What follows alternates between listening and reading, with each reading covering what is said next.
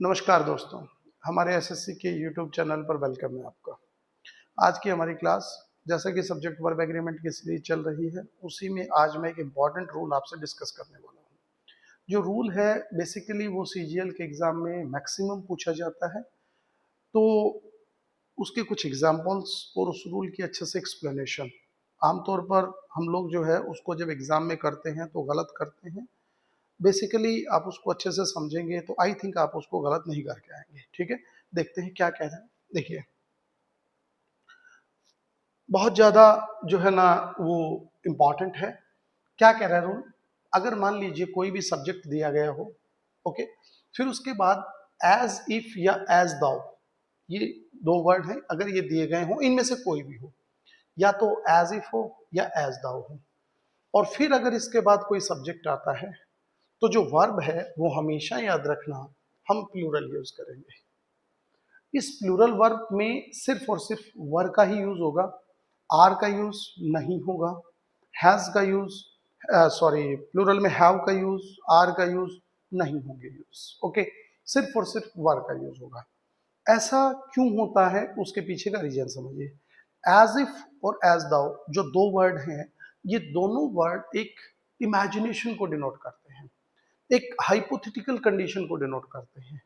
जैसे कि हम लोग बोलते हैं, मान लो वो ऐसे चलता है जैसे कि राजा हो, वो ऐसे बात करता है मानो कि प्रधानमंत्री हो। ठीक है ना? तो ये जो चीज है ना, ये बोली जाती है एक हाइपोथेटिकल कंडीशन, एक ऐसी कंडीशन जो इमेजिनेशन, फुल ऑफ इमेजिनेशन है।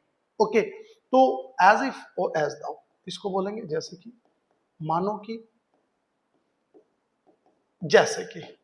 अब जब सिचुएशन हाइपोथेटिकल है, सिचुएशन जो है ना वो ऐसी है कि रियल है ही नहीं कुछ भी, तो हम ऐसी कंडीशन में सब्जेक्ट हमारा कुछ भी हो, आइदर इट इज सिंगुलर और इट इज प्लूरल, कोई फर्क नहीं पड़ेगा, उसके साथ हमारा जो वर्ब यूज होगा वो प्लूरल ही यूज होगा और वो वर्ब होगा।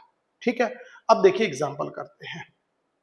ओके, नीचे लिखा गया often used for unreal comparison. Unreal का मतलब which is not real, comparison माने तुलना। जैसे कि मानो कि, जैसे कि राजा हो, तो राजा के साथ कंपैरिजन कर रहे हैं, लेकिन वो रियल में राजा नहीं है। ठीक है, चलो देखते हैं। शी ऑर्डर्ड, अब सेंटेंस एग्जांपल आ गया। शी ऑर्डर्ड, उसने ऑर्डर किया, आदेश दिया, एज इफ, मानो कि, जैसे कि she were my elder sister, वो मेरी बड़ी बहन। ओके, तो यहां देखिए हमने किसका यूज किया? वर का यूज किया। किसके साथ किया? शी के साथ किया। Is it clear to you? Okay, अब अगर आप यहाँ पे वॉज करते हैं तो ये सेंटेंस गलत होगा, अगर आप यहाँ पे इज करते हैं तो ये सेंटेंस गलत होगा। ओके, अब आते हैं एक क्वेश्चन आपसे एग्जाम में कैसे पूछा जाएगा। This is also important. देखिए, शी ट्रीट्स मी, ट्रीट का मतलब होता है व्यवहार करना, वो मुझसे ऐसे व्यवहार करती है, she treats me as if, as if unreal comparison, मानो कि, ठीक है, I dash a stranger, stranger माने अजनबी, कि मैं उसके लिए कोई अजनबी हूं, मैं उसके लिए कोई अजनबी हूं। अब अपन को यहाँ पे वर्ब भरनी है। ठीक है, तो वर्ब कौन सी आएगी? देखिए, एम। अब कई बच्चे सोचेंगे आई के साथ एम जो है वो बिल्कुल फिट है। ओके, आई वॉज, अब वॉज पास्ट की बात हो सकती है। अब देखो, एम गलत है, वॉज सिंगुलर है, गलत है, तो किसका यूज होगा? वर का यूज। क्योंकि ऑलवेज याद रखना, एज इफ के बाद सब्जेक्ट कुछ भी हो, वर्ब हम कैसे यूज करेंगे? प्लूरल वर्ब वर ही यूज करेंगे। तो हम बोलेंगे as if I were a stranger, मानो कि मैं उसके लिए कोई अजनबी था। ठीक है, तो आज जो हम आपको वीडियो कराएंगे उसमें मैं टोटल आपसे जो है ना ये 5 क्वेश्चन इसी रूल के करवाऊंगा। ओके, 4 क्वेश्चन और देखते हैं। शी वॉज, अच्छा सॉरी, शी वॉक सही है, ठीक कर लेंगे। शी वॉक्स, वो ऐसे चलती है, एज इफ, मानो कि, she dash is a queen, कि वो एक रानी हो। ठीक है, यही कहना चाह रहे हैं सेंटेंस में। शी वॉक्स, वो ऐसे चलती है, as if she is a queen, मानो कि वो एक रानी हो। तो यहां पर जो कंपैरिजन है वो अनरियल कंपैरिजन है। रियलिटी में तो वो रानी है नहीं, तो अनरियल कंपैरिजन आ गया, तो एज इफ का यूज हो गया। एज इफ के बाद सब्जेक्ट शी कुछ भी हो, वर्ब कैसी आएगी, प्लूरल आएगी, इज क्या है, सिंगुलर है, और हम किसका यूज करेंगे, वर्ब का। तो इस सेंटेंस में आपको ये बताना था कि गलती किस पार्ट में है, तो जो एरर है वो आपका सी पार्ट है, C answer is correct. Okay, अगला क्वेश्चन देखते हैं। दे टॉक, वो बात करते हैं और ऐसे करते हैं, एज इफ मानो कि दे वर विनर्स, की वो विनर्स हो। ओके, अब फिर वही बात, हमें एरर बताना है। दे टॉक, ये सेंटेंस सही है, एज इफ मानो कि दे वर विनर्स। अब देखिए सब्जेक्ट आ गया एज इफ के बाद, अब ये प्लूरल भी हो सकता है, ये सिंगुलर भी हो सकता है, दोनों में से सब्जेक्ट कुछ भी हो सकता है, लेकिन वर्ब सब्जेक्ट चाहे सिंगुलर हो चाहे प्लूरल हो, वर्ब वर ही आएगी, और वर जो है वो सही है, तो आंसर जो है वो डी हो गया, यानी कि नो एरर का सेक्शन, नो एरर। ओके, अगला क्वेश्चन देखते हैं। ही टॉक्स, वो बात करता है, as though he dash a king. Okay, वो ऐसे बात करता है, ही टॉक्स, बात कर रहा है। अब देखिए, आप एज दाउ का यूज, जैसा कि हमने लिखा था कि एज इफ और एज दाउ दोनों का यूज हम कर सकते हैं, ठीक है। एज दाउ का यूज किया, ही सब्जेक्ट आ गया, अब यहां पर जो वर्ब यूज होगी वो प्लूरल यूज होगी। ओके, प्लूरल कौन सी वर्ब है, देखिए वॉज सिंगुलर है, गलत है। विल बी फ्यूचर को डिनोट करता है, ये भी गलत है, तो क्या हो जाएगा, वर अ किंग, मानो कि वो एक राजा हो, द कंपैरिजन इज अनरियल, तो आंसर क्या हो गया, B is correct answer.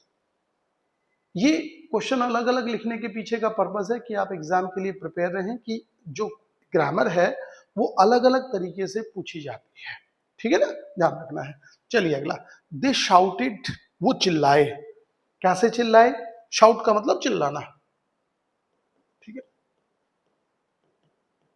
They shouted, वो चिल्लाए, as though they are angry, मानो कि वो गुस्से में हो, मानो कि वो गुस्से में हो।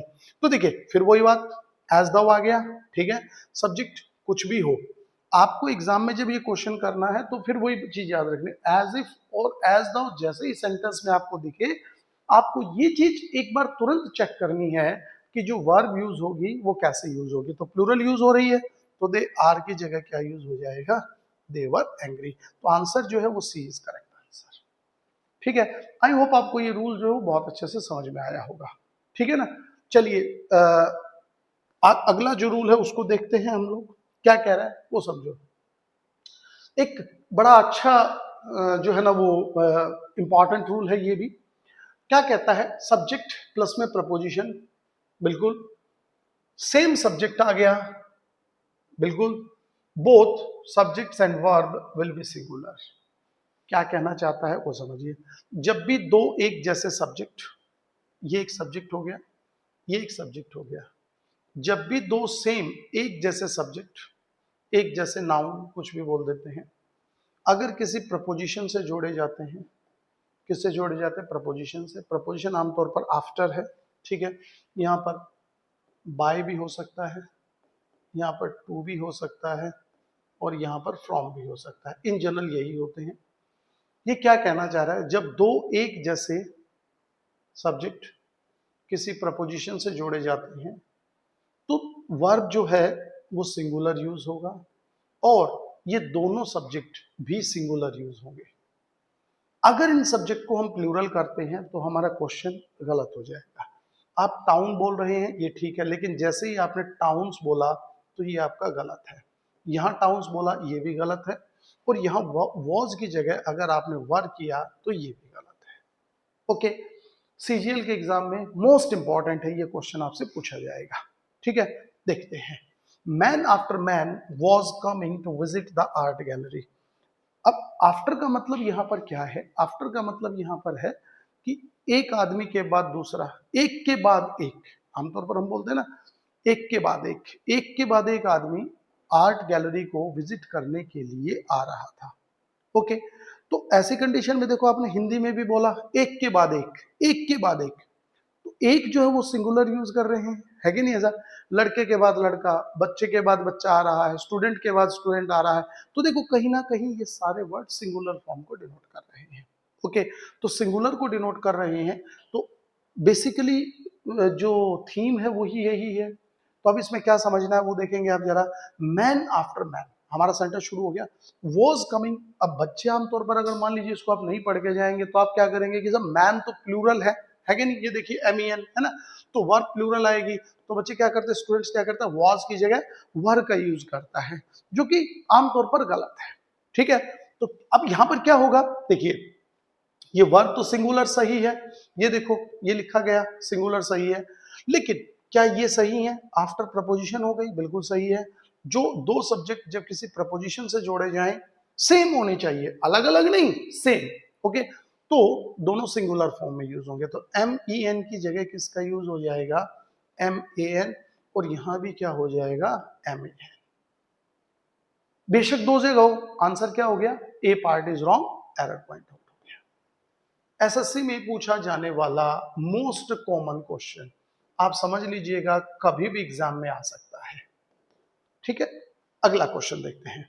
Day after day passes without any news, दिन ब दिन बीतता गया, एक एक दिन बीतता गया, एक दिन के बाद दूसरा दिन निकलता गया और हमें कोई भी न्यूज नहीं मिली। तो डे आफ्टर डे, देखो आफ्टर इज अवर प्रपोजिशन, बिल्कुल ठीक है, day is our noun, subject noun कुछ भी बोल सकते हैं चलेगा, ओके क्लियर है, ठीक है, दोनों सिंगुलर हैं, बिल्कुल ठीक है, यहां तक सेंटेंस हमारा।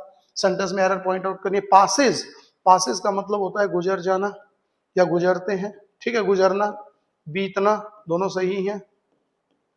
ओके, अब ये देखो पास वर्ब हो गई, ठीक है, अब वर्ब सिंगुलर है कि प्लूरल है कैसे पता करेंगे, मेन वर्ब उसके साथ एस और ईएस का यूज अगर हो रहा है, ईएस का यूज, तो इसका मतलब ये वर्ब कैसी है, सिंगुलर है। अगर हम एस और ईएस को हटा देंगे तो ये वर्ब प्लूरल हो जाएगी, लेकिन अकॉर्डिंग टू रूल क्या कह रहा है कि नाउन और वर्ब दोनों कैसे यूज होने चाहिए, सिंगुलर यूज होने चाहिए। तो पासेज की जगह किसका यूज हो जाएगा, सॉरी पास की जगह किसका यूज करेंगे, पासेस। करेक्ट है, दिस इज करेक्ट, ये भी ठीक है। विदाउट एनी न्यूज, बिना किसी न्यूज के, ये भी सही है। तो डी आंसर जो है वो हमारा आंसर हो गया, क्योंकि सेंटेंस में जो है वो कोई भी गलती नहीं है। क्लियर है, समझ में आ रहा है।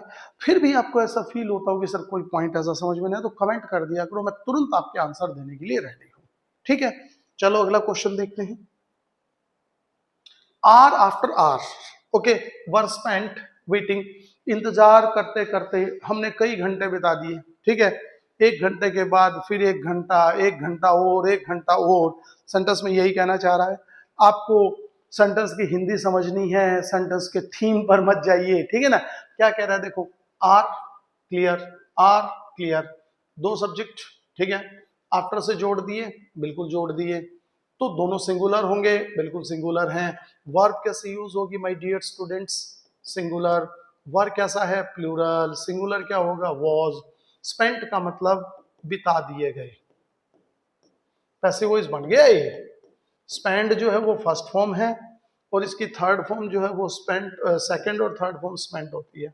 आपको एक बेसिक चीज याद रखनी है, वो क्या है कि स्पेंट और स्पेंट, ये कई बार स्पेंट की थर्ड फॉर्म आपसे एग्जामिनर पूछ लेता है, तो कई बच्चे बड़ी जल्दबाजी में गलतियां कर देते हैं। तो spend, spent, spent, was were आ गया तो पैसिव वॉइस हो गया, ठीक है। तो एक एक घंटा बोलते हैं ना, जैसे कि समय के बाद समय बिता दिया गया, तो आर आफ्टर आर, ओके, ठीक है। वर स्पेंट की जगह was spent, answer is correct, ठीक है। अगला क्वेश्चन, बस लास्ट सवाल है। Ship after ship was sunk in the war, युद्ध के दौरान जहाज पर जहाज डूबते गए, ओके। देखा होगा ना आमतौर पर जब सेकंड वर्ल्ड वॉर हुआ था तो उसमें बहुत सारे जो है ना वो जहाज आपस में जो कंट्रीज लड़ रहे थे वो एक दूसरे के डुबो रहे थे। तो ये जो लाइन है ये वहीं से है। तो क्या कह रहा है सेंटेंस में, देखिए शिप आफ्टर शिप, ये वाला ये वाला, क्लियर है। दो एक जैसे नाउन हमने प्रपोजिशन से जोड़े, आफ्टर प्रपोजिशन है तो दोनों सिंगुलर होंगे, यहां तक सेंटेंस ही है। वॉज वर्ब भी सिंगुलर यूज होगा, ये भी ठीक है। संक पैसिव वॉइस में हो गया, ठीक है। इन द वॉर, युद्ध के दौरान, सेंटेंस मेरे ख्याल से सही है। No error is our correct answer, okay. तो 10 क्वेश्चंस विद 2 रूल्स जो एग्जाम के लिए इंपॉर्टेंट थे, मैंने आपको एक शॉर्ट वीडियो में करवाए हैं। सो आई थिंक आपको अच्छा लगा होगा, and please do share, subscribe. Thank you for watching this.